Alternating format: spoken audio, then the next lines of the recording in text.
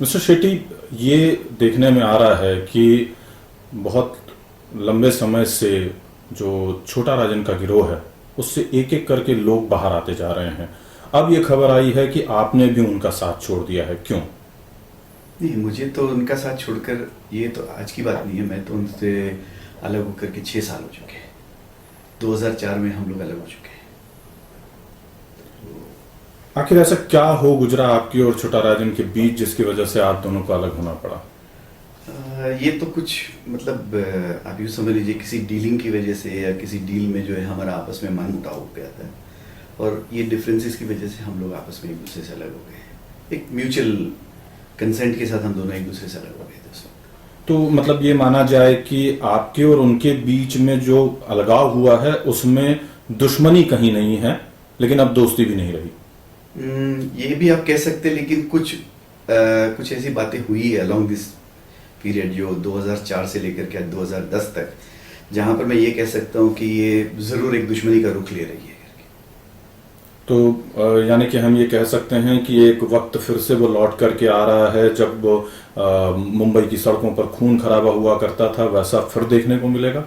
बस आप यूं ही समझ लीजिए कि अब वो कुछ ऐसा ज़रूर कर रहे हैं जो हमें डैमेज करने की कोशिश होगी, हम कुछ ऐसा ज़रूर करेंगे जिससे उनको डैमेज होगा।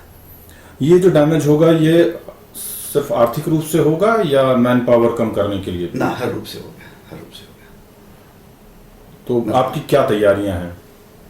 बस तैयारियां तो आप यूँ समझ लीजिए, कई सारे ऐसे लोग हैं जो उनके साथ थे, जो उनसे भी अलग होकर के हमारे पास ही आए हैं, आज हमारे साथ है, और मेरे ख्याल से ये सिलसिला जारी रहेगा।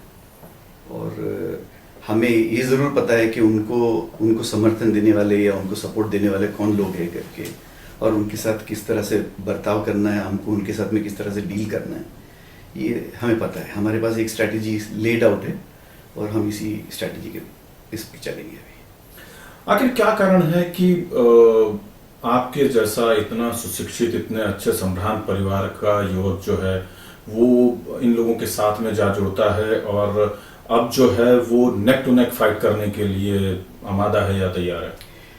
ये मैंने पहले भी कई बार कहा है और आज भी फिर से कहूँगा कि मेरा इनके साथ जुड़ने की वजह सिर्फ एक ही थी कि मुझे उनके अंदर कोई एक ऐसा जज्बा नज़र आया कि ये देश के लिए कुछ कर जाना चाहते थे। कुछ ऐसे लोग जो हमारे देश के विरुद्ध काम कर रहे हैं, उसके खिलाफ ये एक फोर्स या एक गुट बना करके उसको यूज़ करके देश की खातिर कुछ करना चाहते हैं।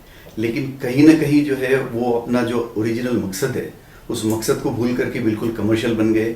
सिर्फ पैसे बनाना और अपना घर भरना जो है, यही इनका मकसद रह गया है। यही वजह थी कि मैं उनसे अलग हो गया हूँ, और आज मुझे लग रहा है कि वो अपना मकसद भूल चुके हैं, और उस मकसद को अगर जारी रखना है तो किसी ना किसी ने उसकी डोर संभालनी पड़ेगी। इसी वजह से जो है हमने अपना खुद का गुट बनाया हुआ है।